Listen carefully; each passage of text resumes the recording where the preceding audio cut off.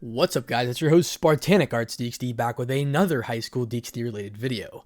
And today we have What If Issei Was Abandoned Part 6. Once again, if at all possible, let's try to hit 1,000 likes once more. And if you guys want to know exactly when I upload, that's my upload schedule, click the little blue button right next to the subscribe button. But of course, before we start, What If Issei Had Ultra Instinct again is still in the works. I have about 7 pages of it done. I'm still rating it currently, but I'm going to go all the way up until about the either Kokaville or Riser arc, but it's going to be super duper long. You'll understand why. But, so thank you so much for the support once again. And without further ado, let's go ahead and thank our balance breakers. Rob the King, Lachlan Yates, Atomic Warlord 58, Crumbling Darkness Sphere, Ant Lewis, The Beast by T3, Shade Fox, Colex, Jordan Pachow, Mazaku, Dr_MLG_ is the bomb, Asimodus, Grimfire Shot Gamer, Keep Saying 21, That Round Guy, Dragonlord 003, and Zero Fusion. Thank you so much for becoming a balance breaker, which is the highest membership tier if you want to become a limit breaker. And you also know when my uploads are. Don't worry, I see you guys as well. Thank you so much for the support. If you guys want to see my Dragon Ball related channel, it'll be linked down in the description below, as well as the related channels. So without further ado, let's go ahead and get into part 6. If you guys want to know exactly where we are on chapter 4 and the title Scene Change Outside of the Principal's Office. Here we go. Outside of his classroom on a floor higher, Issei knocked on the door of the principal's office. The hallway he was at was literally far above his own homeroom. Why all the way up here? Isn't it annoying? Issei thought as he stared at the only door as he enters the hallway. A pure white door that stuck with the theme of the school. A little golden plaque hung from the nail in the door. One could read "Principal" on it. Well, that's simplistic, Issei thought. This place would be filled with ornaments and who knows what, but it was really simple looking. He could be that person that's not materialistic. While having those thoughts, the door was opened by someone. An average-looking man greeted him. He wore a black striped suit with a reddish tie. He looked average in every sense of the word, just like an office worker. He even had a normal haircut that included his oval face. But the fact that he was principal spoke volumes of how good he was at his job. His name was Morimoto Ichinosuke, a long name to write and pronounce. "Good morning, Mr. Hyodo. What do you wish to speak of?" Principal Murata said. "Oh, about that. Why don't we talk about it inside your office? It's really important." Issei tried to lure him in so that there were just the two of them alone. Surprised by this, Morimoto only lifted an eyebrow and quickly invited Issei in with a smile. "But of course, please come inside." That sentence made Issei smile. The office of the principal that was opposite of the hallway, filled with the brim of ornaments, bookcases, lamps, and papers, etc. It seems I was wrong. He placed the metal note he had on the principal. The place had 3 walls, while the other was just a big window from the top to bottom. It was covered by black curtains that are now half open, letting the light in. The wooden floor shined as if polished. At the very end of the room lay the principal's desk. It was big, almost covering the entirety of a wall behind it. A few stacks of papers were piled on the desk, and a leather chair was the only thing behind it. In front lay the 2 wooden chairs for someone to sit on. Issei quickly sat down on the left chair and crossed his arms. The principal did the same on his leather chair. "Well, what do you want to talk about?" Issei changed his face into a serious expression. "I want to leave the school for the semester." Rihanna was surprised, opening his eyes wide and let his jaw hit the floor. "Please think about this again," slamming his hands on his desk as he stood up. Morimoto also jumped out of his chair. Issei knew this was the normal response. After all, he wanted to apply to leave for school. "Please let me explain." Issei kept his calm, like he always does. "The reason I'm doing this is that I have recently been through some terrible events, and I wish to have some time to think and relax. Recently, I've become more explosive and easier to anger, so I believe applying for a leave for the rest of the semester will do me some good." Issei finished his well-prepared speech. "Well, I can't tell you I want to leave to explore the journey around the world now, could I?" Mentally telling the truth, Issei still kept his calm demeanor. "Denied," Morimoto answered Issei in the blink of an eye. "Ha! I already knew you would say that. After all, what I'm talking for is impossible unless you use lots of your contacts and sources. However, I don't need your permission." Issei stood up from his seat. Morimoto thought he was angry, but soon the thought went out the window. He saw Issei reach out his hand, maybe a handshake? "I thought it would be impossible." But well, I was not asking for permission. The voice of Issei grew cold and sharp. Because of change of tone in Issei, Morimoto just sat there not capable of moving. He saw how Issei's hand reached his head and grabbed it. After that, he felt an entire world turn black. Issei activated his darkness. Feeling his demonic mark appear, he used a little of his aura, covered his middle and index fingers. Soon, he felt how small fragment of it went inside the principal's head. Like a puppet, those strings were cut. The head of Morimoto made a loud bang against the wooden desk.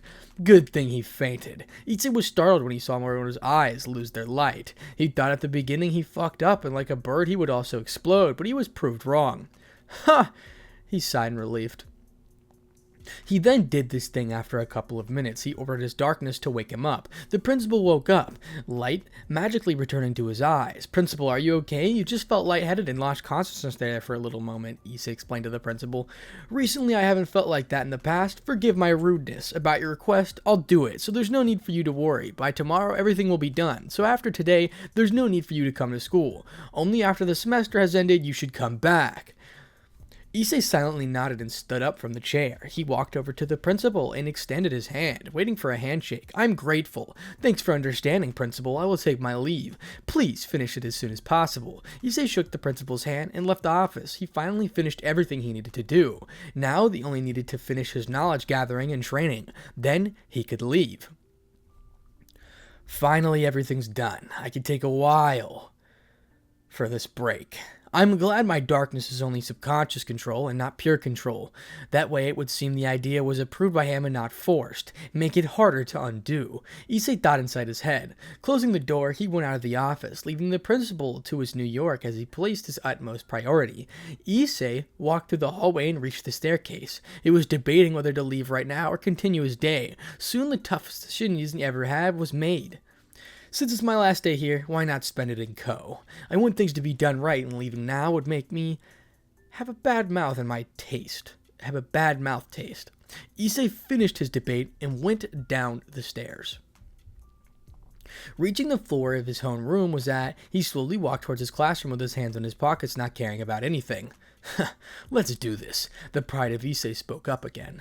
He reached the sibling door, and for the first time Issei saw their homeroom teacher. A decent-looking man stood at the front of the classroom. He wore glasses, and instead of a suit, he wore a dress shirt with dress pants alongside a jacket.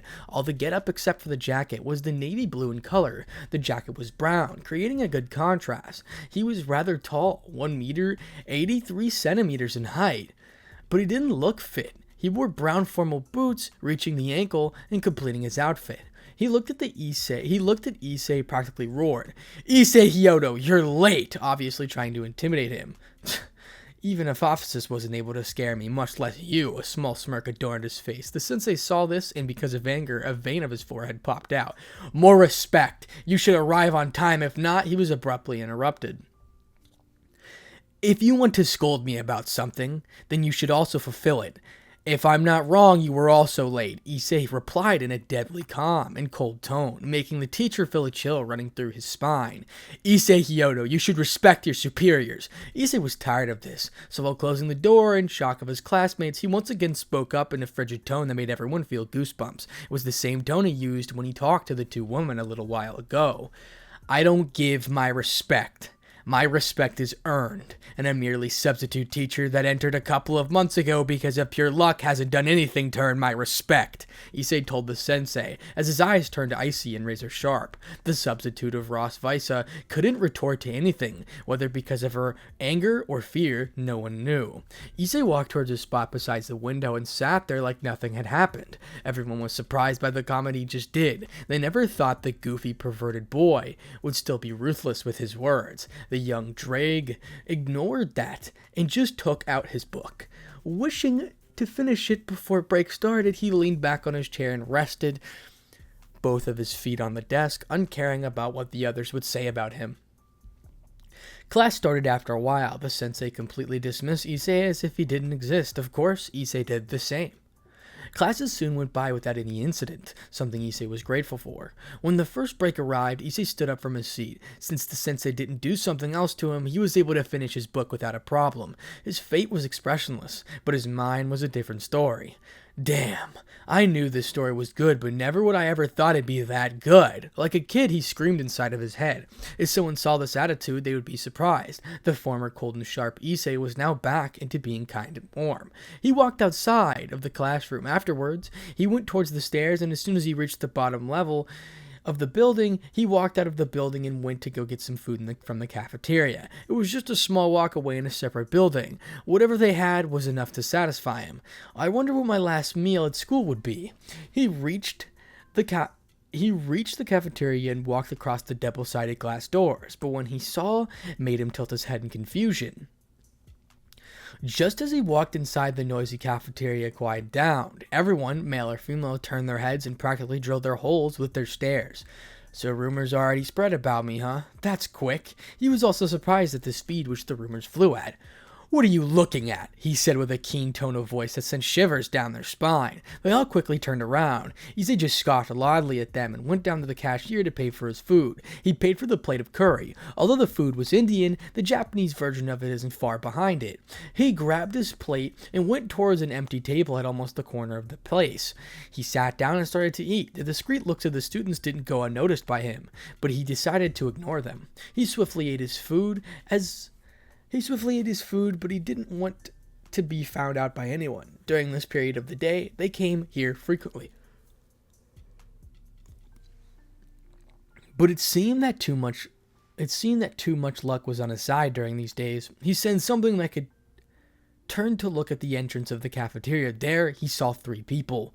One was white-haired, little girl in an amber-colored, emotionless eye, sticking to the side of the boy at her side.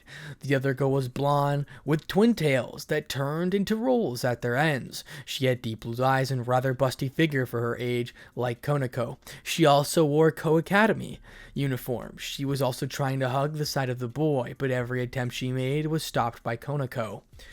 "You gotta be shitting me," Issei thought as he saw the boy, rather kind in between them. Black, shortly trimmed hair adorned his face. He looked much like a doll. In some way or another reminded him of Gasper. His eyes were blue and they filled with happiness and naivety.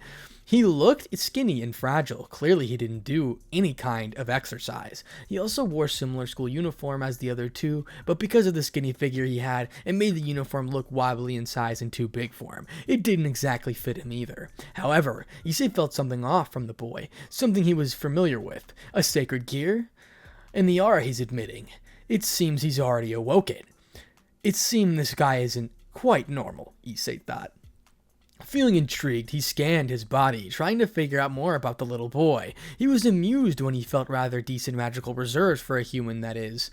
By the pulse of the power from the sacred gear, it seems to be a little above average. It also seems its focus of the increase of magic reserves, so a supportive type, huh? Issei finished his analysis. The magic reserves he felt from the human were around those of high-tier low-class devil or mid-tier high-class mage, good for a normal human. Scene change inside the cafeteria of Code Academy. The boy was named Hajime Takakashi. He had 2 elder brothers. He was special according to the woman at both sides. He had something called sacred gear. A sacred gear was an artifact created by the god of the Bible and given to humans as gifts for their development. According to them, the most successful people in human history always had a sacred gear. When he first heard about this, he felt shocked, not really believing those words, but he found it out to be truth 2 months ago. The 2 women at his sides explained it to him. They also explained about the supernatural world, something he was extremely surprised about. He felt at first skeptical about it, but after they showed him they weren't human, he finally believed it. The world was much bigger than he thought. After some days, he decided to ask to train him. Because of the words, they said they would left him with fear. Those words were the humans with sacred gears are hunted by dangerous beings such as stray devils, exorcists, criminal of the supernatural world. After that, he discovered that both of the women were devils and powerful ones. Ever since he had trained with them, he wasn't even able to scratch them. After all, his sacred gear specialized in increasing his magical reserves, so he had more oriented towards being a mage than a warrior. His body also didn't help him in that aspect. Why did I get myself into all of this? Oh, yeah, because I thought I was going to get killed otherwise by those criminals. While remembering those words, he sighed inside his head, but for some seconds he felt a chill run down his spine. Getting on guard, he tried to detect the one that was releasing this feeling inside of his body. What? Who is? He thought as he opened his eyes wide in shock. He felt he was being examined by a really strong being. That sensation gave him goosebumps. This kid is being examined by Issei, for anyone who doesn't understand what's happening. Someone is scanning me? I can't find it, but whatever it is, it's definitely not human. He stood still, trying his best to find the one who made him feel like that. But the feeling was soon gone. The Toon woman at his side didn't even sense it, proving that his enemy was stronger than both of them. Whenever it is, it seemed really strong. I didn't even feel any killing intent, so it seems it lost interest. Good for me. After school, I need to tell Ravel-chan and Konako-chan. He continued his walk to the cashier, but he didn't let his guard down just in case. On the other side of the cafeteria, Issei was a bit surprised. Oh, capable of sensing something that was scanning him. Good senses. But since you weren't capable of figuring out my location with such an obvious scan, then you have much to learn, brat. Issei estimated his level inside of his head. He thought the two women at the side would feel something, but assumed they were much too focused on their fight, proving that they let their guard down. In an instant, they let their guards down. If Issei wanted to, he could probably attack them and hurt them pretty seriously with one move. It seems the brat is trained by both of them. Since he was capable of sensing something, it means he specializes in magical combat and sensing. Ravel teaching him the first, while Konako the second. Issei once again analyzed him, but he did not care about the brat. He only had an above-average sacred gear at best. Maybe I should find a book about sacred gears, he quickly thought of. Yet his thoughts were dissipated by the sudden sense of disappointment. Really? Did they change me for someone like that? He is nothing. His only decent quality is because of his sacred gear. Aside from that, he doesn't have any other outstanding abilities. His thoughts were, they really left him for someone like that. He was disappointed, at least. Make it someone that had a strong personality. That brat doesn't even have something like that. If he was at least as handsome as Kiba, then I would, somewhat or another, not feel as much as disappointment. Yet looks like a girl, and even worse than Gasper.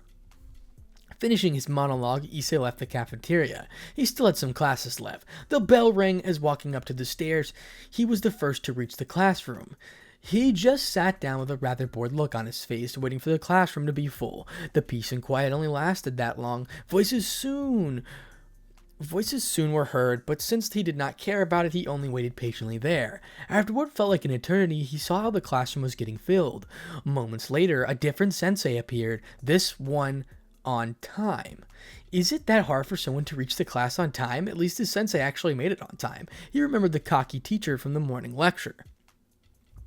Class started and looked out the window. He was easily bored by the sensei. The slow pass of time was internal. Issei just wanted to leave the place, and this made him lose whatever sanity he had left. Without something to pass the time with, he could only imagine new ways to use his darkness. He kept thinking about different things, but none satisfied him. It seemed he ran out of creative juice.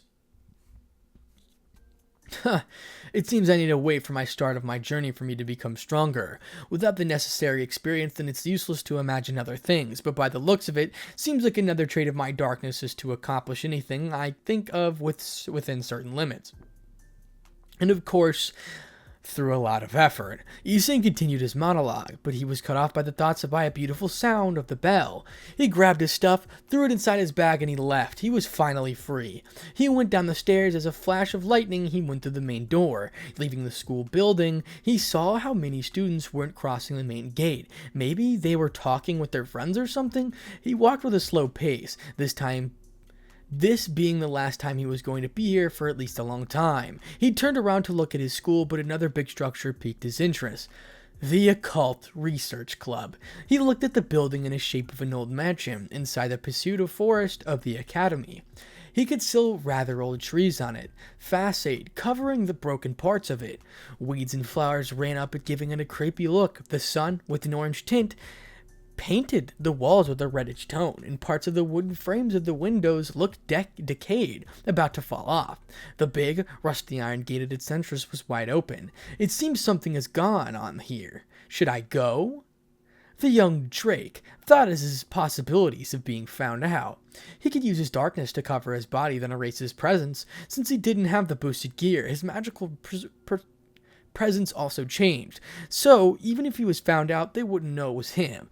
But was curiosity that big? He felt conflicted. After debating a bit, he could see the different people going towards the gate of the building. Some familiar, while others not as much. Why has my curiosity increased so much since I got my aura? Disregarding any other thought, he slowly walked towards the same direction as the people he knew. Activating his darkness, he felt his demonic mark appear on his forehead. Then he concentrated on erasing his presence. With his demonic state active, it was much easier than before. In this state, he could control over his aura, and his life force was much, much better, so he was confident that he wouldn't be able to find him. That they wouldn't be able to find him. Closing in on them, he followed them silently. Reaching the big, mossy wooden door, he saw them, opened it, and soon followed. He was really close to them, but they weren't capable of noticing him. Damn!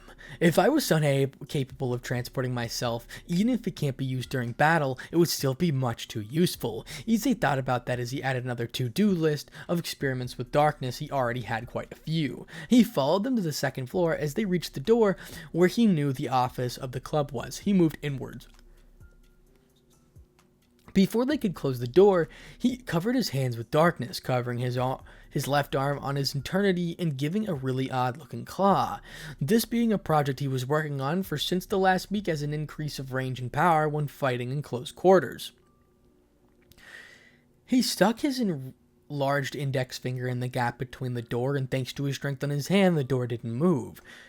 It's just still as if stuck. Not sound came from it as well. He heard the voice of Rias on the other side. This amused him a little bit because of the presence of certain males he didn't know of. Scene change inside the Occult Research Club.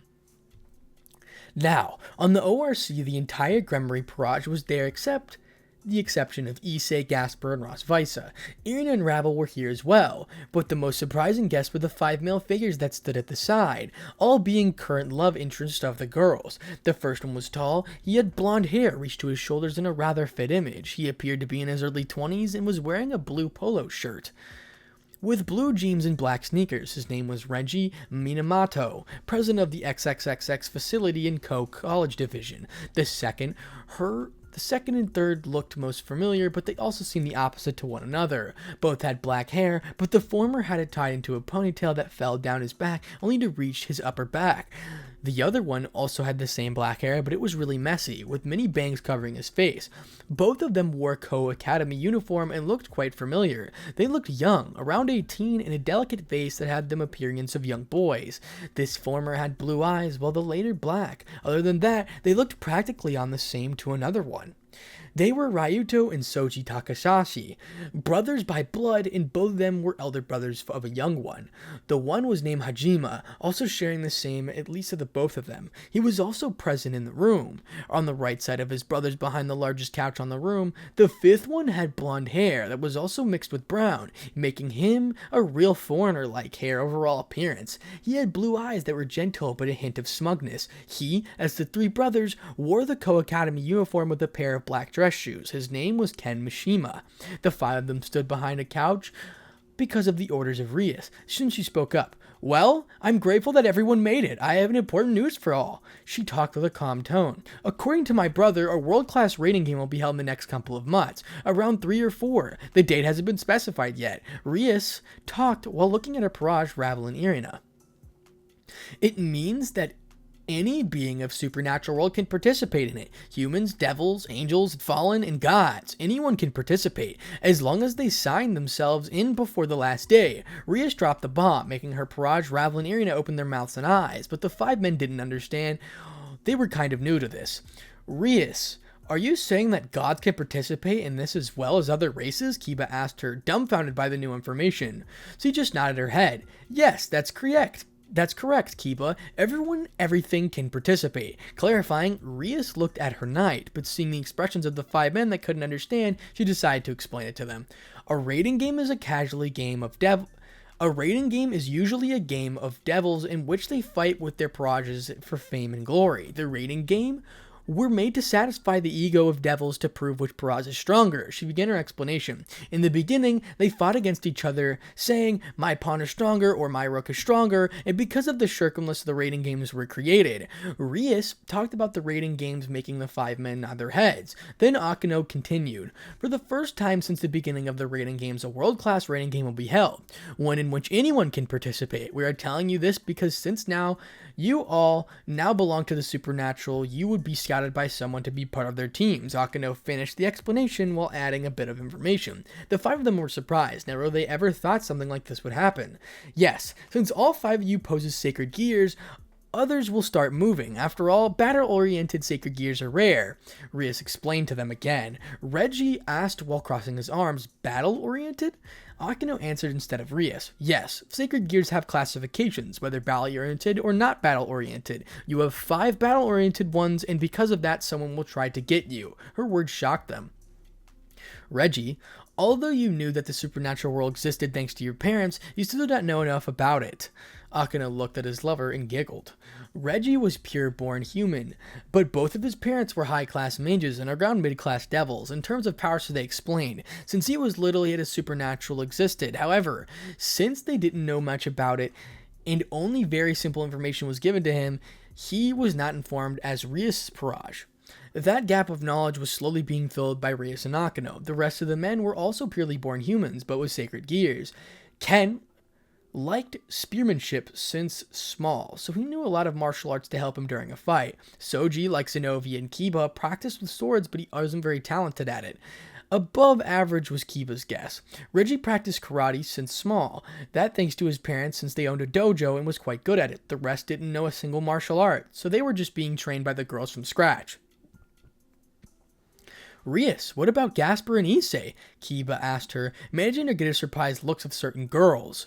It seemed they forgot about Issei and Gasper. But Rias answered with a calm voice, don't worry, Gasper was the first one I told this information to.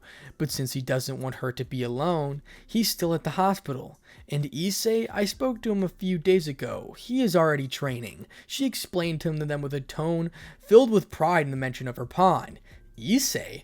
The 3 brothers screamed, and they knew about the infamous reputation of the brown-haired boy.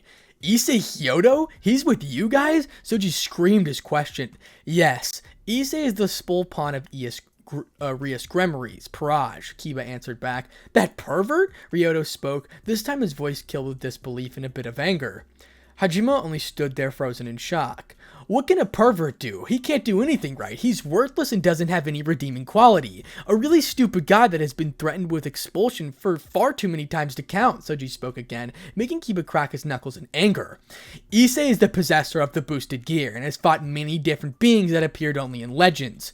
He has killed a few. Kiba spoke proudly about his friend, not wanting for him to be talked about like that. Him? The twin brothers Reggie spoke at the same time. Is he really the same guy? This time Hajime spoke up, surprised by the words of the blonde-haired. That is impossible. How could a pervert be someone that awesome? It's impossible. I refuse to believe it, Soji replied, as quickly as he could, refusing to believe those words. Ken just stood there not saying a word. He knew about the reputation of his classmate, but he knew not to judge a book by its cover. Yes, Soji, Issei has really done that. I say he is the strongest in the Paraj, Zenobia answered to him, trying to make him believe their words. Seeing his girlfriend like that, he knew she was serious. She wouldn't joke about something like that. But then Reggie asked again, invading the conversation. Boosted gear? What is that? A sacred gear? Kiba answered the question instead. Yes, one of the 13 Longinus and the strongest user of it. His words caused them to be even more confused. Longinus? Ken for the first time asked at a loud voice for them to hear. Oh, Ken-san, sorry, I forgot to tell you that. Azia was feeling slightly regretful about not telling him this. The Longinus are the 13 strongest battle-oriented sacred gears that exist. Once dominated to a certain extent, they can even kill gods from different mythologies around the world. Irina answered this question, but it all made of them widen their eyes in shock. Something like that exists? Ryato looked at her, surprised by her new information. Yes, Irina replied while looking at him. So he can kill a god, like gods and myths? Reggie was dazed. He tried to hide a small hint of fear in his voice. To be exact, he already killed a being with similar power of that of God, Zenobia told them absent-mindedly, making all of the men get goosebumps. You really can't judge a book by its cover. Who did he, kill? Hajime stuttered. However, Konako still answered him. A dragon. Silence ruled the entire ORC. The men couldn't quite process that kind of information. It seemed and was illogical to them. They knew about Issei, rather infamous reputation he had. Seeing him as someone with power to slay a dragon of all things was irrational. They looked around the club, trying to find any hint of being a joke or a prank, but the hard look on the present quickly crushed their hope to bits. The five inhaled a cold breath at the air of the realization this wasn't a joke. It was the harsh truth that was nothing. They could refuse to do it. He really slew a dragon? Soji asked, sweat falling down his cheek and trying to hide the tremorous in his voice. To be more precise, an evil dragon, Irina spoke once again, trying to sound cheerful, maybe to calm them down. There are different types of dragons? Ken asked back. His voice seemed to be emotionless, but all of them could see his amazement.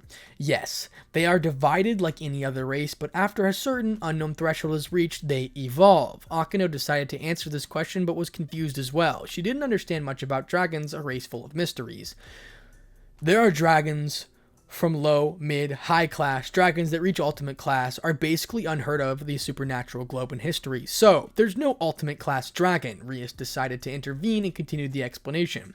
Afterwards, there's a huge strength leap in their race and no one knows what causes it. It's a mystery. However, a huge increase in power happens to the dragon. They are able to reach a level above supposed ultimate class. The men swallowed their spit, obviously uncomfortable with the kind of information. Interruption. Just as little as they all know, Issei without his dragon right now, Drake will eventually come back.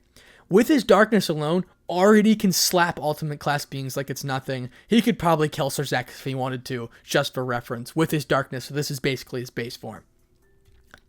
Continuing, that level, she quoted, is known as Dragon King, and rather than class or tier, it's a title signifying their statues in their race. Across history, there had only been 6 Dragon Kings, but the majority of them are no longer active, so very few remain, she said and took a breath of air. Above them are 2 heavenly dragons, the red one and the white one, Dreg and Albion, both destroyed and sealed in tied sacred gears, but were known for their powers to crush gods. Issei possesses the boosted gear in which the red dragon was sealed, she said with a teasing voice, but before continuing she was interrupted by Akeno. Above them are the dragon gods, being the strongest among them, Zenith powers across the world, the dragon of Infinity, and nothing less of the dragon of dreams and illusions. Akeno finished her explanation, gifting Rias a teasing wink of her eye. The males in question just swallowed their spit, their bodies trembling. They now understood the meaning of a mountain above a mountain and a person above a person, or in this case, a dragon. The world was filled with all of this, and I didn't even know about it? They all thought at the same time. What about evil dragons? Hamaja asked with a soft tone of voice, realizing they weren't mentioned. Evil dragons are like their names say, dragons that became corrupted, whether by outside forces or by their own wills, turning them into beings of evil. Ravel spoke for the first time since they were inside the room. Since the beginning, she was completely silent, but this time she wanted to speak. Therefore, she answered the question the best way possible. Kiba continued her explanation, this time with detail. The 5 males thanked him mentally. Among them, they were a few which were the strongest of evil dragons. He looked at them and continued his explanation. From the strongest to the weakest they were. The Croesus Circle Dragon, Cromcrunch, Diabolism Thousand Dragon, Azidaka, the Primal Eclipse Dragon, Apophysis, the Insigmata Dragon, Landon, and last but not certainly least, Crime Force Dragon, Grendel. The first 3 had the strength of a heavenly dragon, but among them, only Cromcrunch is alive. Finishing the explanation, Kiba catched his breath. What happened to the other 2? Soji asked, confusion written across his face and fear in his tone. Azidaka was killed by the Hirakugo during the fight. Apophysis was killed by Issei, the Sekiru. Rias explained to them about what happened to the evil dragons. Hirakugo? Sekiriti? Ken questioned, not understanding why the names. The ones who hold the secret gears in which Dragon and Red Dragon have their soul sealed receive those titles. As the current possessors, Volley and Issei hold the titles. Rias answered the question of Ken. But another came from that. Volley? Who's that? Ryoto asked while sleeping his eyes on Rias. But Akeno at her side, she answered instead. Current Hyakuyuto, the possessor of Divine Dividing, and the host of the White Dragon. Maybe if you're lucky, one day you will meet him, Akeno explained, not telling Volley's full name on purpose. She didn't want more questions. Finishing their explanation, the 5 of them took some of them to assimilate the information. Then, they said at the same time while bowing their heads, just like it was rehearsed, please train us. They wanted to be strong. If the world counted with such terrifying beings, one of them was seemingly a normal boy, then they needed to be strong enough to protect themselves. Surprised with their response, Rias asked, why? Because we want to protect the people we love alongside with ourselves. Reggie represented the group except for the words. The answer made all the women freeze. They remember the same words, the brown-haired boy, making them feel conflicted. They still loved him, but they also loved their current boyfriends as well. That's why they treated him like that. They felt conflicted, and every time they saw him, they felt even more. That's why they evaded him and ignored him. They had to put their feelings at ease and think clearly, something that hadn't been capable of not yet. They wanted to be with him, but also they didn't want to end their relationship with their boyfriends just like that. The clash of feelings made them feel guilty. That's why they evaded, scorned, and ignored him. All of the girls felt the same, but they knew something needed to be done. Far too long has passed and they didn't know what Issei was doing. Since they were going to live for 10,000 years, they wanted to gain experience in a relationship. Rias and Akane wanted to try approaching other types of boys to gain experience. Since they spent their eternity with Issei, they had time and compensate for all the damage done, if it was done at any time, but they didn't expect that their interest would turn into something more. After spending time talking with him and knowing more about him, they slowly forgot about Issei. After some time passed, he passively believed in the supernatural. Seeing where the question was going, they said yes, and after a long talk, they told him they were devils. Since he knew about the supernatural, he wasn't surprised, and instead he continued treating them like normal girls that weren't related to the supernatural at all. Something they really felt thankful for. They wanted to be treated like normal girls, not related to the supernatural, and since Reggie was the closest man that wasn't as related to the supernatural as the rest of the men they knew, he was the best choice. They spent their time talking about idle topics, going out as friends, among others. The fact he didn't stare at them in a perverted way really made them feel at ease. Being always stared and looked at like that is really tiring. They liked the expression and reaction they provoked on Issei, but after some time, it gets exhausting.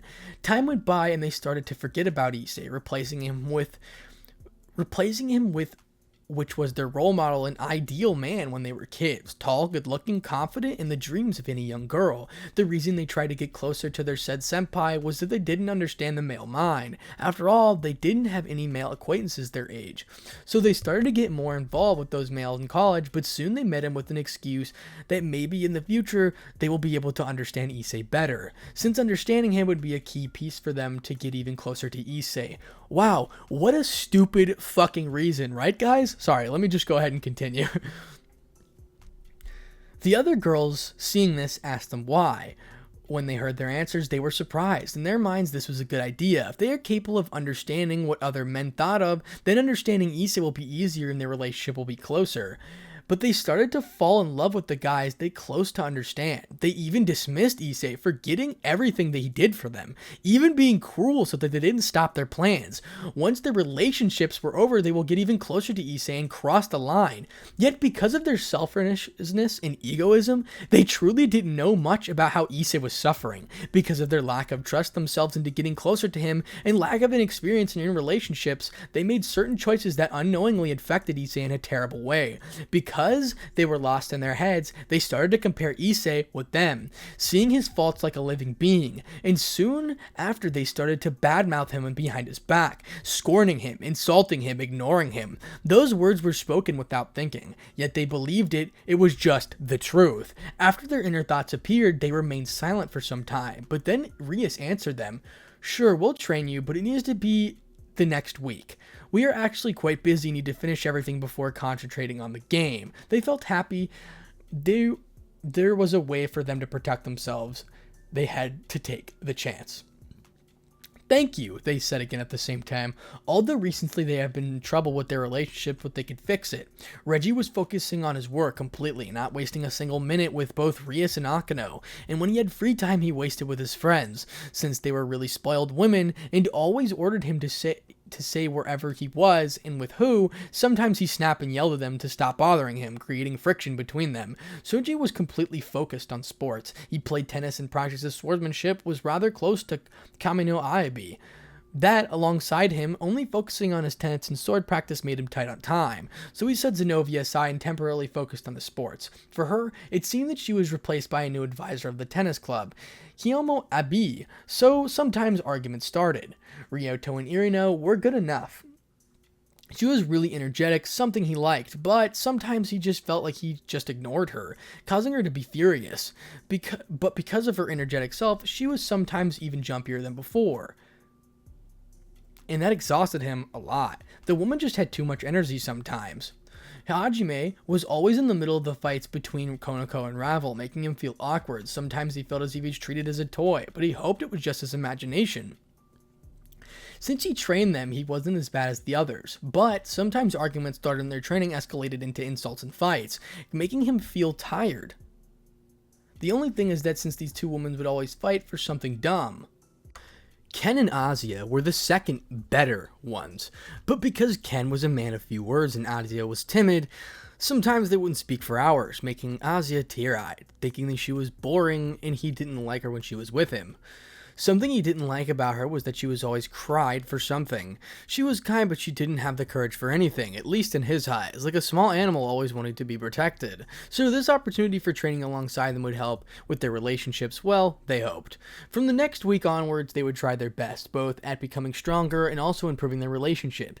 Issei stood behind closed door, clearly happy about the information gained, about the world-class rating game, and as well as their future plans. Wow. I'm lucky that I leave this Friday. Then Issei turned around and walked away like he was never really there. Time skip, Friday, early in the morning. The days went by after spying on their little activity. Issei focused on his training and his knowledge gathering. He also managed to gain a new ability. Using his darkness and basis for a magic circle, he named it Hellgate. As long as he inserted the coordinates of where he wanted to go or something remembering the location, he could transport himself anywhere he wanted to without knowing or noticing. Using this ability used a lot of concentration and aura, so using it during battle was not plausible. He also discovered that he could go through ceiling magic arrays that were not fueled by God class or above. He also discovered that when accidentally teleported himself to the first level of heaven, thankfully no one noticed. He could also go through barriers like the ones in his own house, separate spaces. The dimensional gap could also be entered without that much difficulty. It consumed almost 10 times as much energy, but it was better than doing nothing.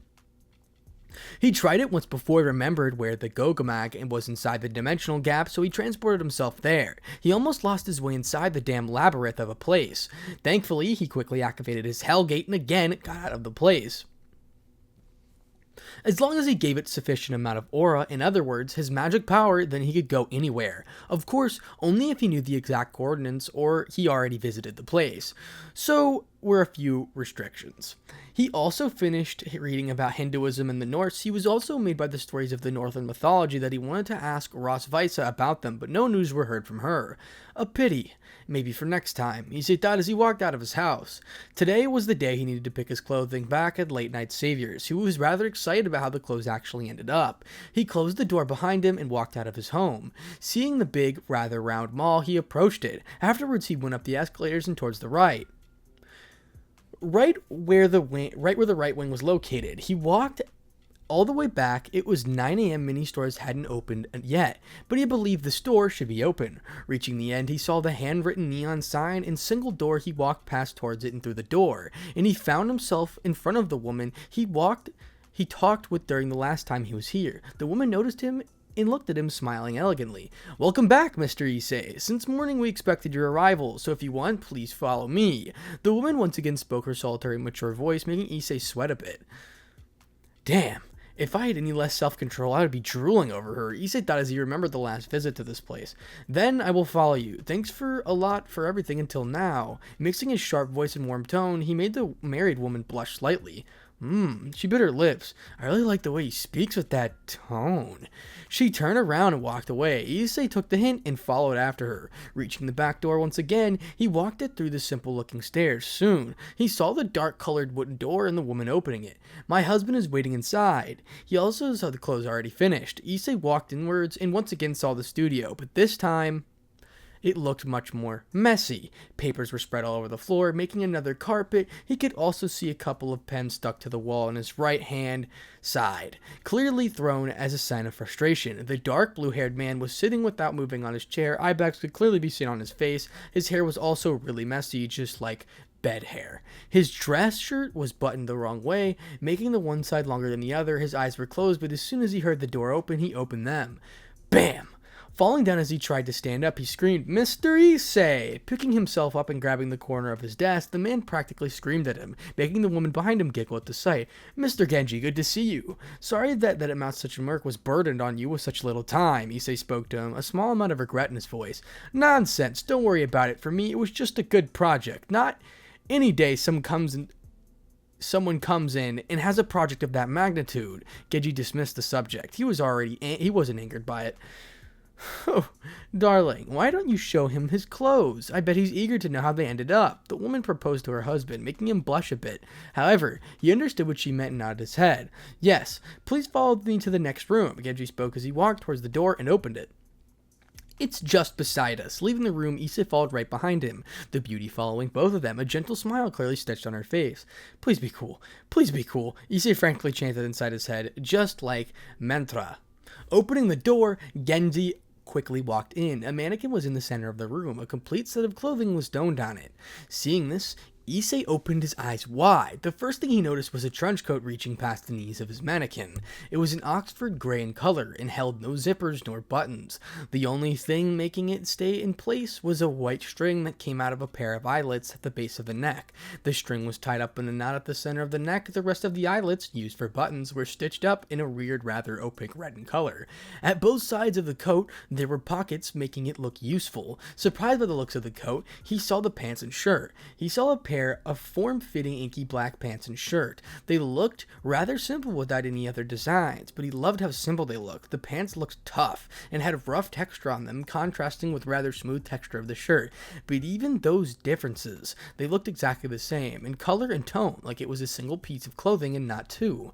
Next were the boots placed on his legs, the perfectly realistic full-body mannequin. They looked comfy, tough, like it was last a long time.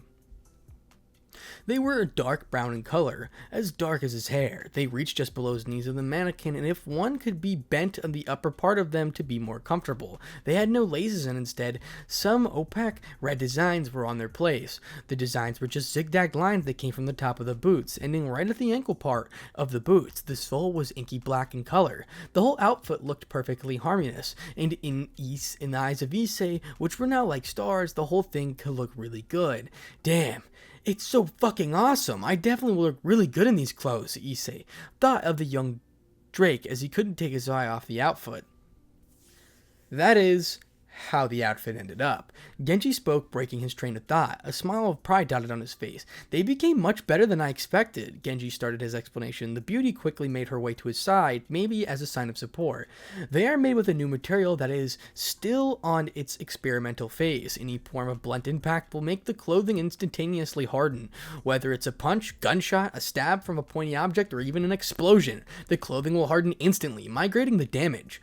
They also are water resistant and heat resistant. In other words, not flammable. I dare say that unless you throw a couple of kilograms of C4 on them, they will be as good as new. Also, because of the material, they are extremely flexible and elastic, so even if you increase the size and height, they would still look exactly the same." Genji caught his breath. At the same time, Issei was extremely satisfied. "Even if they are broken and during my journey, basic fixing spells I learned during my spare time, since the last couple of days will fix them instantaneously." In the past couple of days, he would sometimes go deeper inside the library, finding an extremely small section of magic spells, maybe for his parents not to notice. They range from creating drinkable water to small fireball or even spark of lightning.